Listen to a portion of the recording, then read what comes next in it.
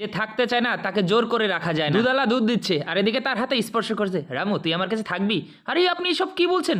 আরে ভাবি আপনি আমার, আরে ভাবি তো দেখে বলছি থাকবি আমার কাছে। তোর যে হাত পেশিরে দেখ না, দেখে একদম হট লাগছে। আর আমার স্বামী কি ভেড়া, দেখ গায়ে গতরে কি পেট একটা, তোর মতন পুরুষ। দেখ তুই সত্যি সত্যি রাজি হয়ে যা। ম্যাডাম এইসব কি বলতেছেন? আমি আপনাদের বাসায় দুধ দেই, আমার দ্বারা এই সম্ভব না। আরে শোন, টাকা পাবি আর আমাকেও পাবি, থাকবি আমার সাথে।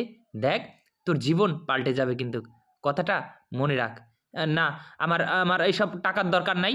আরে শোন, আমি একটা কথা বলি, তুই টাকা না নিলি তবে আমাকে একটা উপকার করে দে। উপকার?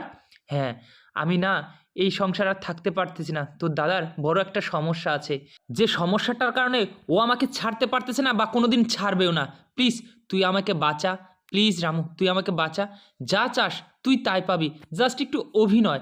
তোকে সত্যি সত্যি আমার সাথে থাকতে হবে না, প্লিজ প্লিজ আমার কথা একটু রাজি হয়ে যা।